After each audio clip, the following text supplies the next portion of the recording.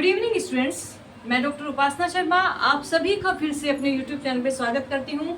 Students, आप सभी जानते ही हैं कि हम आपको लगातार संगीत विषय की तैयारी करा रहे हैं।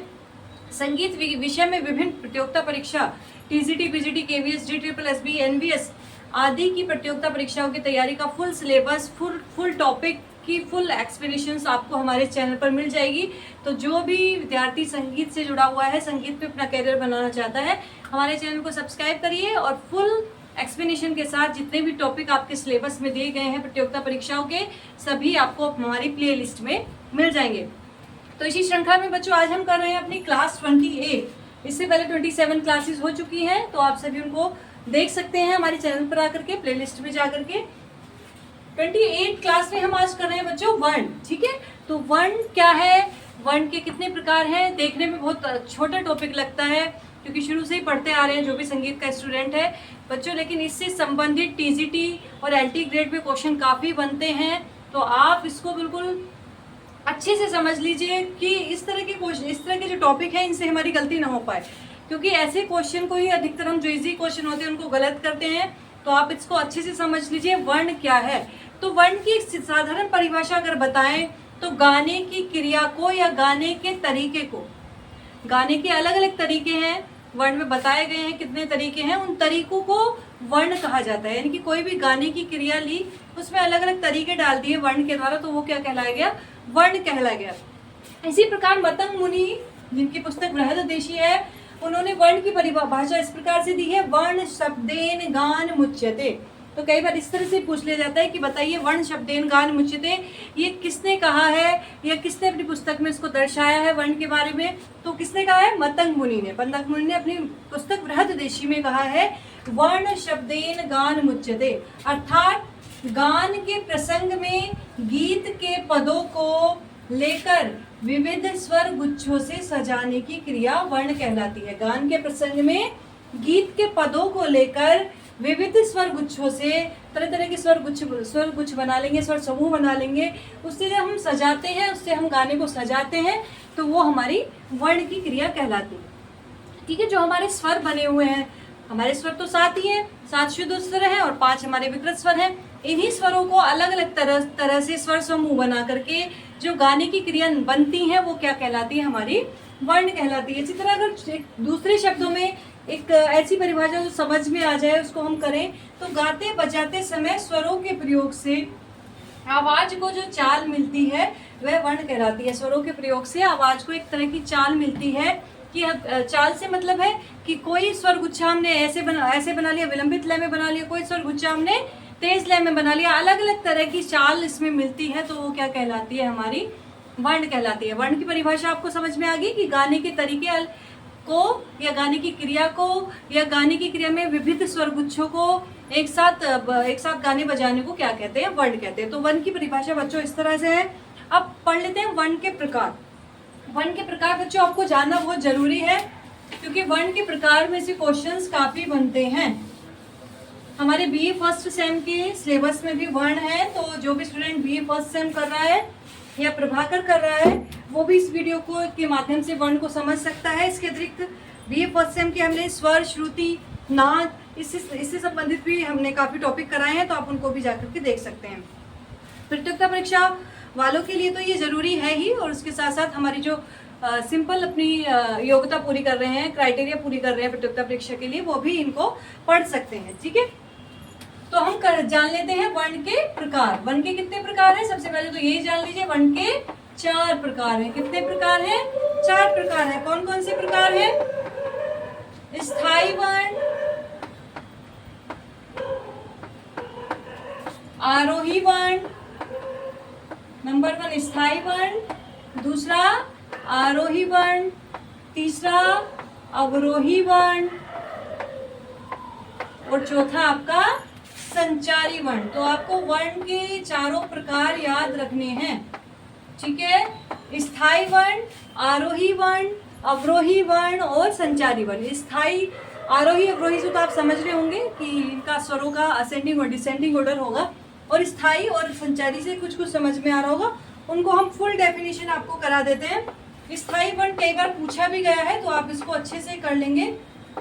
स्थायी वर्ण की परिभाषा आप नोट डाउन कर लीजिए।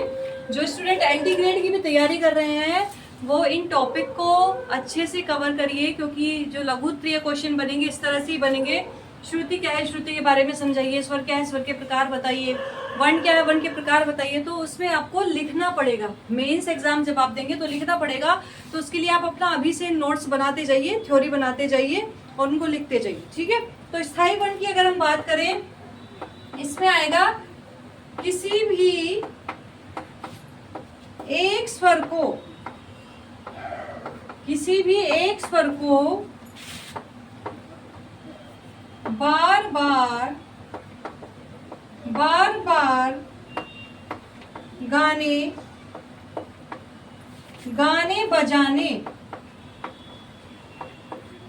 बजाने या उच्चारण करने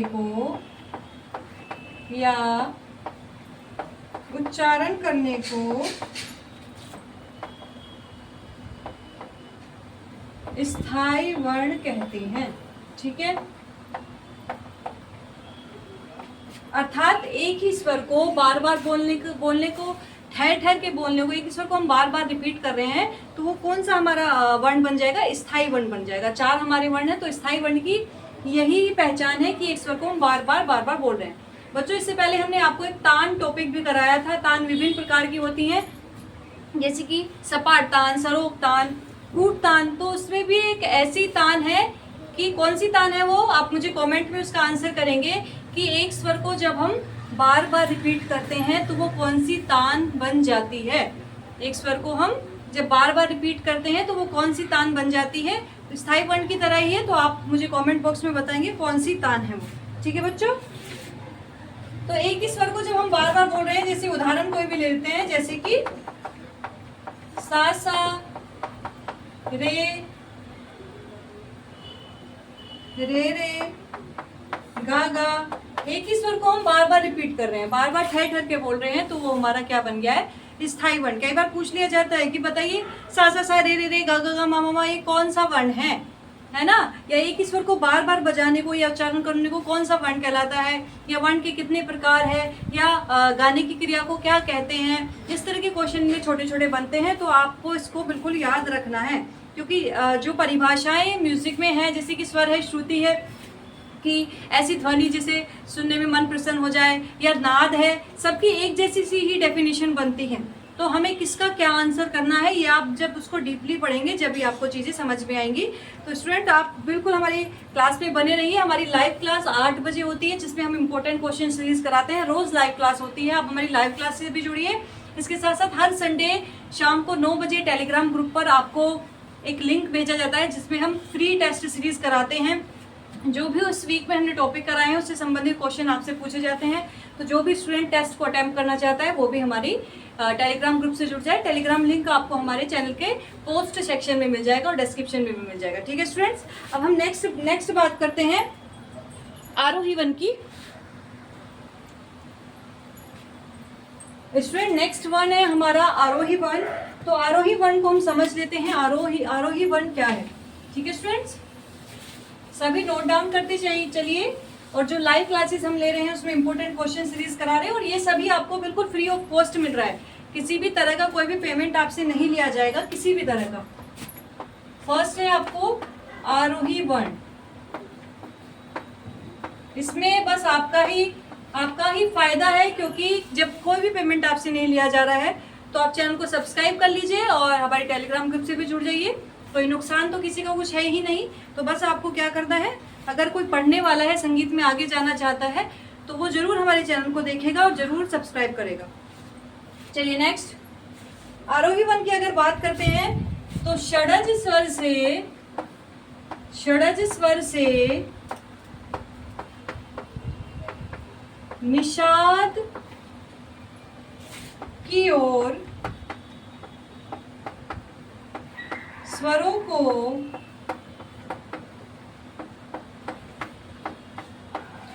गाते बजाते हुए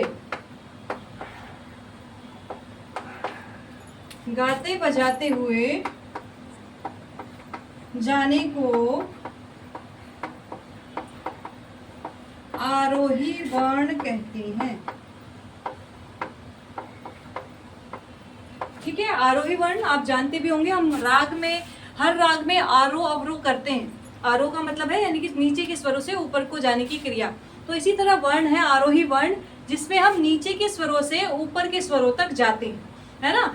इसमें भी कहा भी गया है कि षड्ज स्वर से निषाद की ओर स्वरों को गाते बजाते हुए, जब हम गाते बजाते हैं तो उसको क्या कहलाते हैं, आरोही वर्ण कहलाते हैं। यानी कि नीचे स्वर से, नीचे वाले स्वर से ऊपर वाले स्वर तक जाने की क्रिया या गाने बजाने की क्रिया आरोही वर्ण कहलाती है। एक उदाहरण जैसे हम ले लेते हैं, जैसे यदि हम सा से ऊपर नी तक, सा से ऊपर नी तक इस प्रकार जाएंगे, जैसे कि सा रे ग म प ध नी, इस प्रकार हम एक एक स्वर को चढ़ते हुए क्रम में ले रहे हैं, तो इसको ये क्या कहलाएगा, हमारा आरोही वर्ण कहलाएगा। ठीक है स्टूडेंट्स, तो आपको ध्यान रखना है कि जब नीचे के स्वरों से हम ऊपर के स्वरों तक जा रहे हैं तो हमारा आरोही वर्ण कहलाएगा। और इसी तरह जब मैंने आपको इससे पहले बताया स्थाई वर्ण, स्थाई वर्ण में भी हम नीचे से ऊपर की ओर जा रहे हैं, कोई भी स्वर उसमें आ सकता है, सा सा रे रे गा गा, लेकिन स्थाई वर्ण की पहचान है कि स्थाई वर्ण में एक ही स्वर को बार बार रिपीट किया जा रहा है। ठीक है, तो आपको ध्यान रखना है, उसमें भी नीचे के स्वरों से ऊपर के स्वरों तक जा सकते हैं, लेकिन उसमें क्या अलग है स्थाई वर्ण और आरोही वर्ण, क्योंकि उसमें एक ही स्वर को हम रिपीट कर रहे हैं, सा सा रे रे रे गा गा गा, एक ही स्वर को बार बार बोल रहे हैं। लेकिन आरोही वर्ण में ऐसा नहीं है, आरोही वर्ण में हम सीधे सीधे जा रहे हैं। ठीक है स्टूडेंट्स, चलिए नेक्स्ट बात कर रहे हैं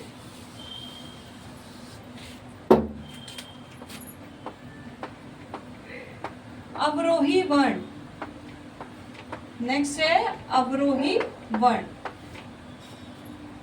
अवरोही वर्ण ठीक आरोही वर्ण का उल्टा हो जाता है। इसके परिचय, इसका डेफिनेशन भी लिख लेते हैं। निषाद स्वर से नीचे षड्ज स्वर की ओर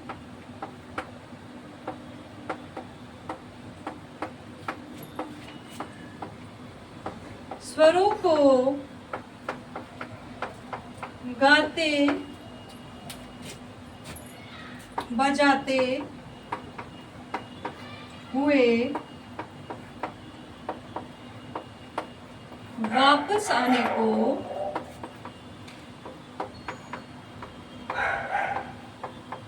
अवरोही वर्ण कहते हैं। ठीक है बच्चों, समझ में आ रहा है। निषाद स्वर से, निषाद स्वर यानी कि नी स्वर से नीचे षड्ज स्वर यानी कि सा स्वर तक की ओर स्वरों को गाते बजाते आने को क्या कहते हैं, अवरोही वर्ण। यानी कि आरोही वर्ण का ठीक उल्टा हमारा अवरोही वर्ण हो जाता है, अर्थात ऊंचे स्वर से नीचे स्वर तक गाने बजाने की क्रिया अवरोही वर्ण कहलाती है। आरोही वर्ण में हम क्या करें, नीचे स्वर से ऊंचे वाले स्वर पर गए, और अवरोही में ऊंचे से हम नीचे स्वर पे आए। जैसे एक उदाहरण जान लेते हैं, जैसे यदि हम नी से नीचे तक इस तरह आएंगे, जैसे कि नी धा पा म गा रे सा, इस तरह आएंगे, तो इस प्रकार को हम क्या, कौन सा प्रकार कहेंगे वर्ण का, अवरोही वर्ण कहेंगे। ठीक है, अगर उदाहरण इस तरह का आपसे पूछा जाए कि नीधा पामा गारे सा, बताइए ये कौन सा वर्ण है, तो आप क्या बताएंगे, बिल्कुल सही अवरोही वर्ण ही आप बताएंगे स्टूडेंट्स। ठीक है, अब लास्ट वर्ण है हमारा संचारी वर्ण।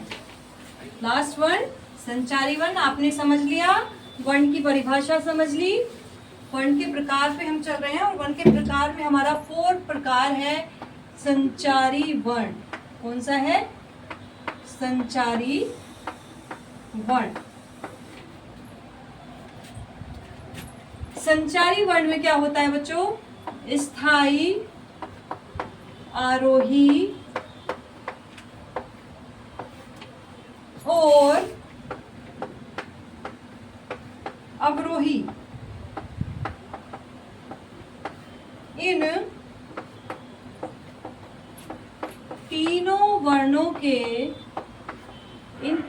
वर्णों के मिश्रण को संचारी वर्ण कहते हैं। ठीक है स्टूडेंट्स,